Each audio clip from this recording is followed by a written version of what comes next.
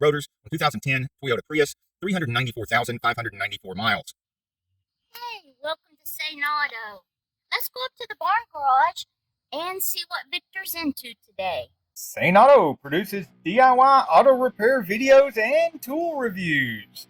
Hosted by retired ASE certified master mechanic Victor Sain. Hey, here's some of the fan toys you get to play with. First off, Milwaukee Fuel. You can use hand tools. You don't have to have these power tools, but it sure is a lot more fun with power tools. I have the Airy socket set, which I've been using for over a year instead of using my Mac and Matco flip sockets. These cost about the same as one of the Mac or Matco, and it ain't broke yet, even under Milwaukee, and this thing will break stuff. The little Ryobi, not very powerful, so we get all the stuff that we can with it. It won't break loose. Break loose the breaker bar. It's got the 14 millimeter swivel on it. This has got 14 millimeter Craftsman, old USA made Craftsman, on a breaker bar, 6-point. Doesn't mess up the head on the bolt. We've got 9/16 wrench where we can. The special snap-on thin 17 millimeter wrench. We'll see why we need that. 10 millimeter. These things over here you only need if you're doing rear brakes. It's cool for the rear brake calipers, 3/4 and 21 to work yet. Won't be using that today. NECs, block knot. We're always using that on every job. Gloves, dust mask, disc brakes. You don't want to breathe brake dust. Dot 3 brake fluid. And this, of course, is my hillbilly grain pan. I never throw away these plastic containers without reusing them for something, repurposing them for something. As far as equipment, you don't need much. Just a good jack, a couple of safety stands, because, dying is not preferable. A lazy seat, so you can sit on your butt and do this nice sit-down job. Go hillbilly wheel chocks. I'm not using the big wheel chock today because I'm not on a hill and I'm only half hillbilly. Right now, I'm going to open up this little entrance door here, this access panel. Get access to the brake fluid reservoir, which if you're not sure about what type of brake fluid to use, there's a dot 3, a dot 4, and a dot 5.1 that are glycol-based brake fluids. And the glycol-based brake fluids can be interchanged. Dot 5 is a silicone-based brake fluid and should never be put in a system that uses dot 3, 4, or 5.1. Can't mix glycol with silicone. It will ruin rubber throughout the entire system, especially if you've got anti-lock brake systems. That could be a catastrophic and terribly expensive repair. So when in doubt, look on the cap. It says dot 3 right there. I use an oversized cover. I don't use my regular fender covers. I've got this old bed sheet that I double over. Use it. I tuck it around the brake fluid reservoir because brake fluid is also known as paint stripper. Good reason. I do not force the old brake fluid back up into the system when compressing the piston into the caliper. That's a big no-no. And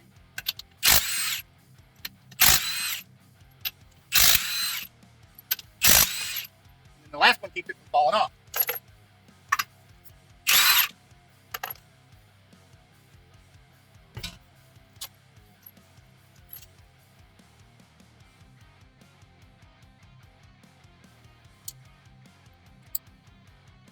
This is why you need a narrow wrench. It doesn't have to be a snap-on, but it does have to be narrower than normal. Reach in here, get hold of that. Let's see if I can give you a better look. You need to reach in there. There's a narrow space between the ear of the caliper and this flat, almost washer type piece on the nut here. And get down in there. And then the socket's going to go on the tip of that bolt right there. And there is a second one down here. And then what you'll see me going after that is this bracket leads over here. And the threads of the bolt go into it right here. They pass through the knuckle. And there's the head of the bolt right there. And there's the second one down here. So 2 and 2. Now, my first attempt is with the power tool. I've got the 6-point 14 millimeter swivel on here. Make sure it's on backwards. That way, and check. Yeah, it is backwards. I do have it on 3, which is full power for the Ryobi. It's not nearly as powerful as the Milwaukee. I say the Milwaukee's powerful enough to break stuff. We don't want to break the brakes. Alright. Make sure the socket gets very well all the way on the head of the bolt. We're not stripping the head of the bolt. Try to flip around. I'm trying to get my arm out of the way so if it does flip around, it's not going to cut me open, bruise me.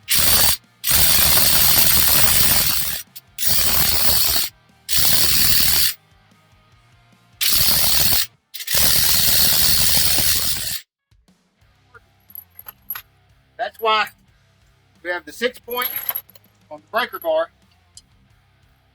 There's not enough room to get the big Milwaukee in here.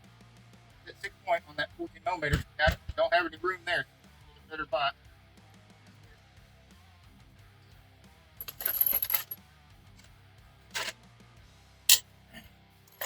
There we go.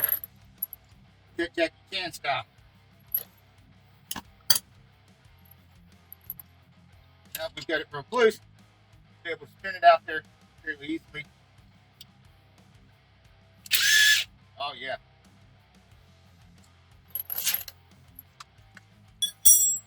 Let's go ahead and crack the other one loose.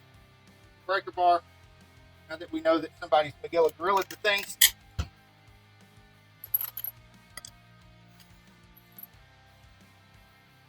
It's another reason why I'd rather use Loctite than over torque bolts.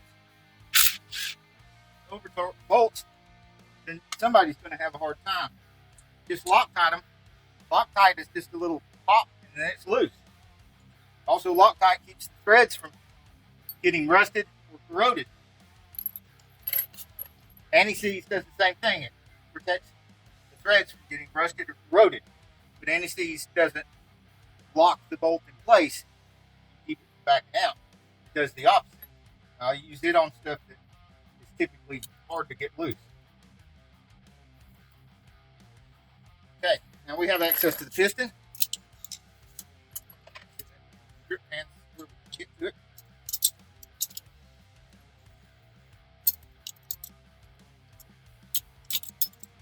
There.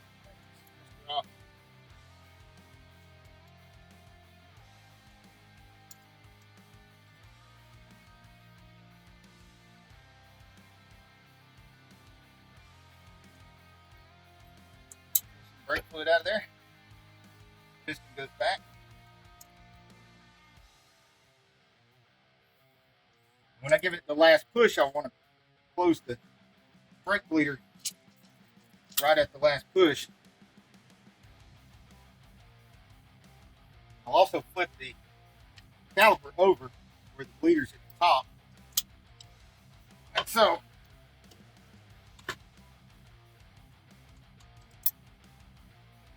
Be real careful with this last squeeze. You don't want it to shoot up everywhere.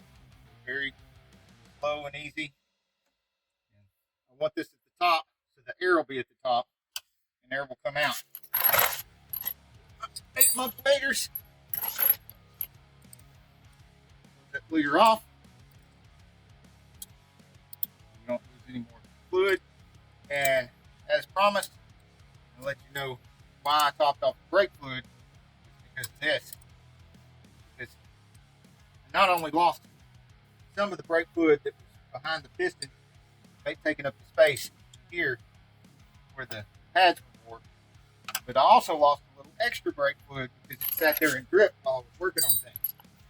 So I always lose a little bit more than just the fluid that's in the caliper. I'm going to take a peek up here, and yes, we still have plenty of brake fluid. Keep an eye on your brake fluid. You don't want to lose. You don't want it to drop all the way down to nothing.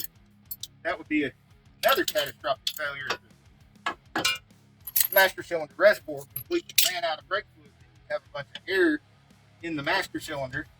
You'd have to work all the way through the system to get it out. Got the 11/16 6-point on the breaker bar.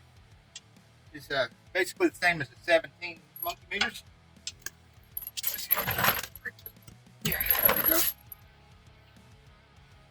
Break this other one loose. Boom.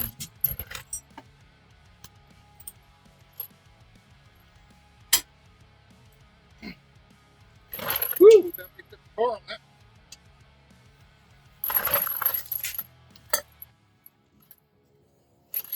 Take a little bitty Ryobi.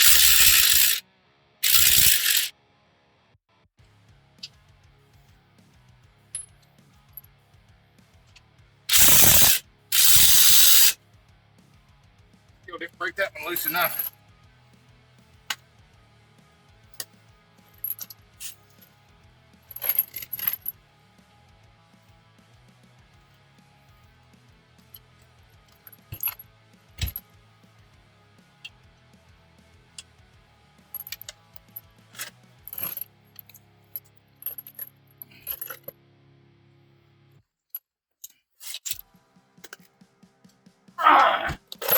There we go.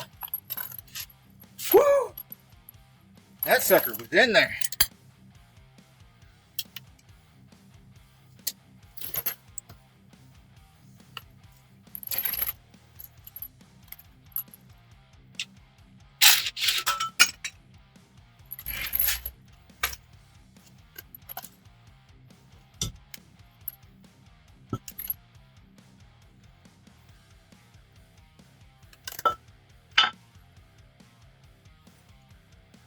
All right. Now we have more evidence these slides are not moving well enough, because if you look at this inner pad, it's a lot thicker than the outer pad.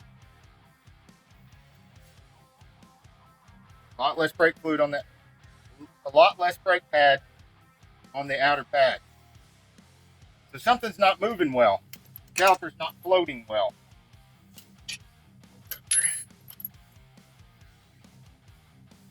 See, that one turns with resistance. That one's even more resistance. That pulls out. So does that one. That one floats pretty much all the way in. That one is kind of sticky towards the bottom. Either way, both of them need to come out and be cleaned up real good. Drain pan for that, because I'm going to show you how I do this. Doesn't have to be WD-40. Use just about any kind of spray lube or penetrating oil, or even some old transmission fluid. Better yet, some new transmission fluid. And need a piece of paper towel too.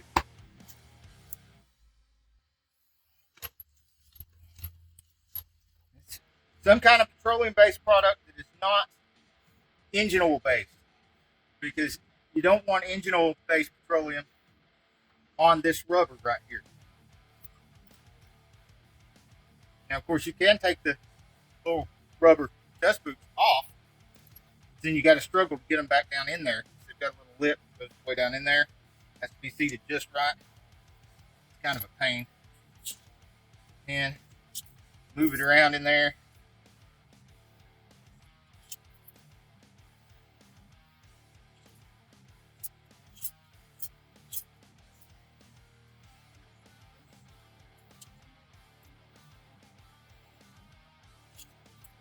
That old stuff working in there good.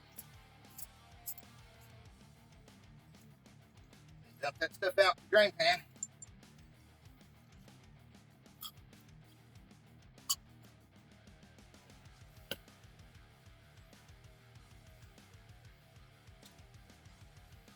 Get that other can so we can get washed up too.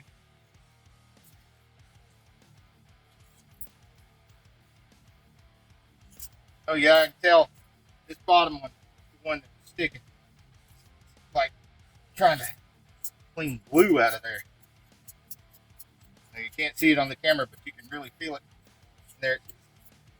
When you catch it, it's like catching a spot of glue.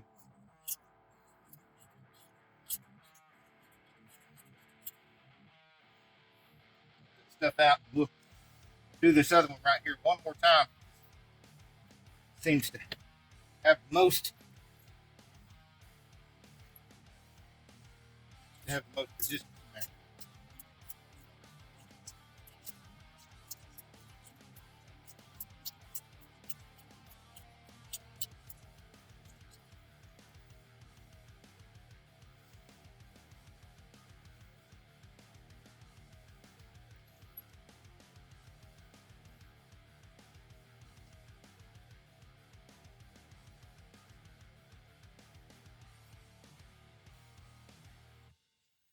That's what the paper towel's for, to clean the rest of that stuff off of the pin itself. Look at the pin and make sure it's just got normal wear and tear on it, not a big old groove or something.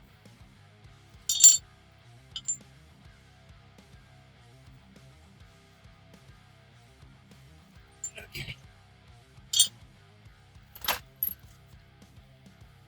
Now those, of course, are going to get anti-seize put on the pin before we put them back in the vehicle. And then the bolts will get locked. Now before installing the new rotor, make sure the hub is nice and clean. This one doesn't look too bad. Go over a little bit anyway.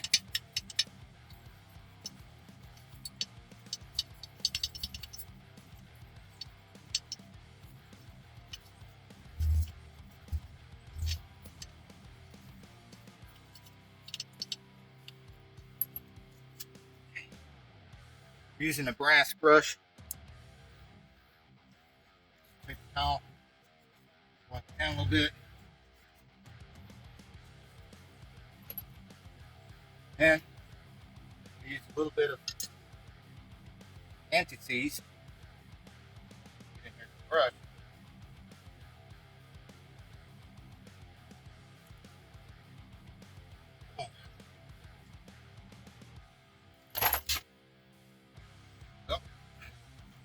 Got so much on my finger trying to get the brush, I just put it on with my finger then. Sure, some of it gets on that piece of the hub in the middle. We get a little bit of rust between the hub and the rotor.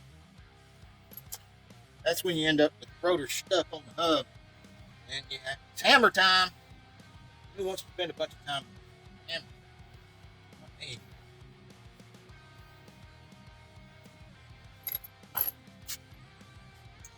Notice it just takes a little bit.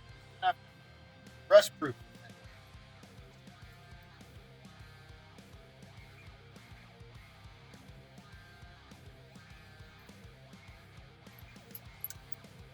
Got our ceramic pads. Set them aside.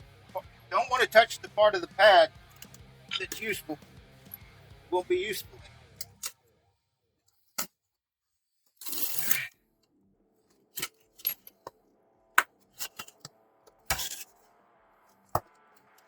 Look at that, ain't she a beauty?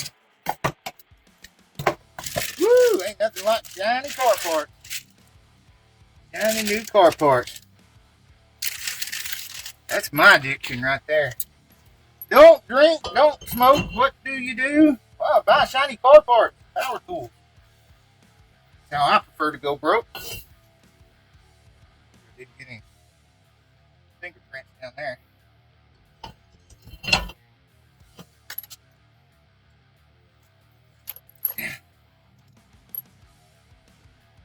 Caliper bracket back in here.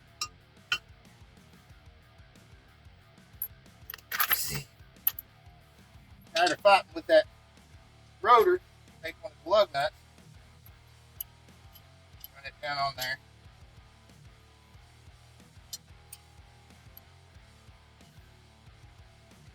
Yeah. See, and that rotor to the hub. What am I forgetting, folks? Lock time. Now, time to fight with the cap on the lock time. Now, they've redesigned these things where you push down to close it, pull up, open it. And I despise that. And I wish the people at Loctite would watch my videos and hear me complain about that cap. Hopefully do something about it. I like the old one. This one, I have to unstop it all the time. Like right now, I gotta go get the little paper clip, stab it down in there. Once you stab it down in there, you gotta wait for the fluid to run back down into this little nose or neck or whatever you want to call it, proboscis. Then you can finally get the product out. Problem is, once you've got this full of product, Then you have to set it back down on the workbench or the floor or whatever's nearby, right side up, and wait for it to run back down out of the neck. Because if you don't, you set it down and go ahead and push down to close it, then a big bunch of product will squirt up out of it and you lose that much product.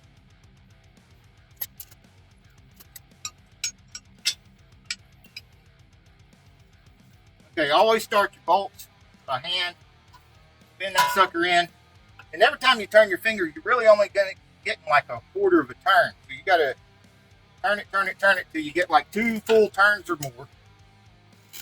Make sure that you've got threads in there really good, because if you have to use a wrench or a socket or anything to get those first 2 turns, you probably don't have it threaded right. You don't want to strip the threads out. Now, I'm not going to Magilla Gorilla this as much as whoever the last person put it in. I was just going to give it like a push. Like, see that little bit? That's all I needed. Just snug it down good. Got these anti-clunk springs and everything all right here on the vehicle. Now the old inner pad that was sitting here just like that has a wear sensor right here on the top. Nothing here. Wear sensor right there. Lay that right there so I can see. Lay the other pad beside it. I've already put anti-seize here and here. And right there on the top part, I'm going to go in. I'm going to put the new wear sensor right there. I'm going to double check. Make sure you got it on just like the old one. Okay, this seems to work best. Take this bottom part right here, push that little spring in, push that in, and just roll it in there. You'll probably be able to see better when I do the outer pad. Pull the top out, and bring it out like so. There's a wear sensor right there at the top of this pad as well. Get one of the new wear sensors there. Reent the pad. You can see where the top is. It's going to be right there. This little bit of the sensor needs to face towards the rotor. Down there. Now, again, I've already put anti-seize here. Want to set it. These springs are pushing that way. Set it on those little springs and roll the pad in there.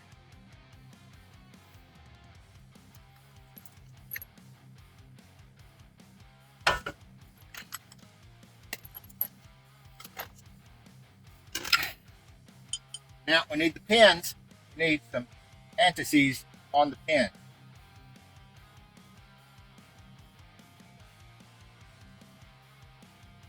Enough on the tip there to where shove it in there. It'll get all over the whole pin. Same thing with this. Enough on the tip. Roll it around where there's enough anti-seize. Shove it in there. It'll get all over the whole pin. Then take your pinky and your thumb. See if you can turn it with that. It's really hard to turn something with your pinky and your thumb. So if you can turn the pin like that, then it's free enough. I mean, if you can grab hold of it and Magilla Gorilla the thing back and forth, that doesn't mean anything. Okay, verify that the piston's all the way in. Bleeder's closed. And I'm noticing something here. I don't know if you can tell this, but look at this. You got that black at the bottom of the piston there. Right here, you wipe this off. It's black. That is a phenolic piston. If I'd have known that, I would have just got replacement calipers and with steel pistons in them. I hate phenolic pistons. Sometimes the phenolic piston will swell and it'll get stuck in the bore and cause brake drag, or even worse, brake failure. Don't like phenolic pistons. They're not nearly as reliable as steel pistons So I will be coming back here with new calipers, replacing calipers on this thing. I do have to admit, the valve pistons on this car must have some value because this car's got over 300,000 miles on it. And these are probably the original calipers. And I probably just think phenolic or plastic-based pistons are such a bad idea compared to steel pistons because they're probably a really bad idea compared to steel pistons.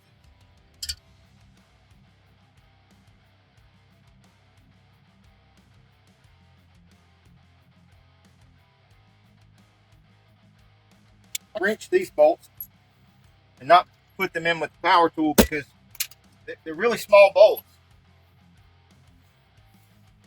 I don't want to over torque them.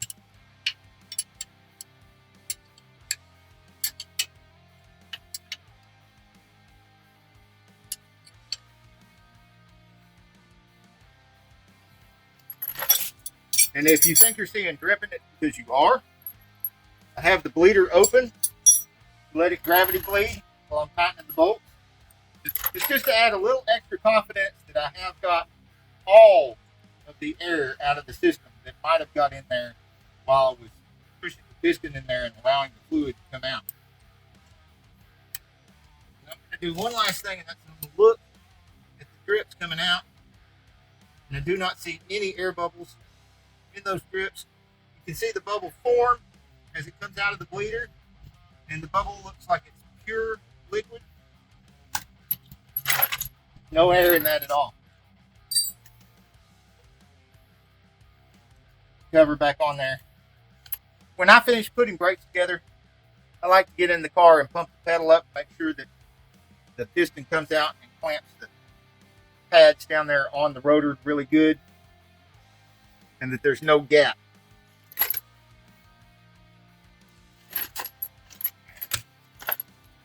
Don't forget to take the lug nut off. Hold the rotor in place.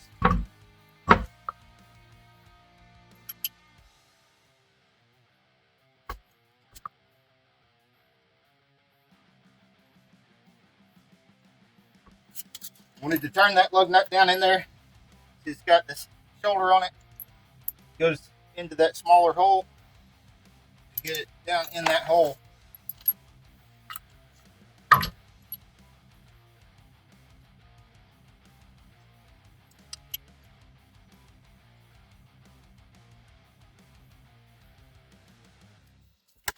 Make sure the gun is on tighten. I'm going to turn this down to 2. Don't want this on full blast on the Milwaukee. I'm just feathering the trigger. So I want to make sure they get down in there and the shoulders down in the smaller hole.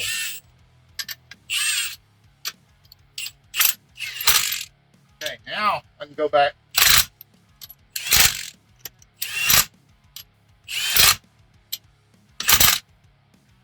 Again, I'm not giving it full blast.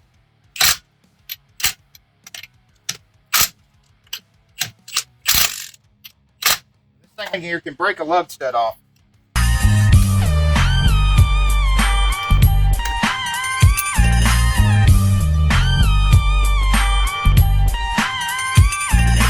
you like this video, we've got a whole lot more. We've got tool reviews, we've got repair videos, we've got show car videos, hot rods, mod rods, you name it. If it's got wheels on it and an engine, it's probably on this channel. Subscribe, like, and binge watch Sane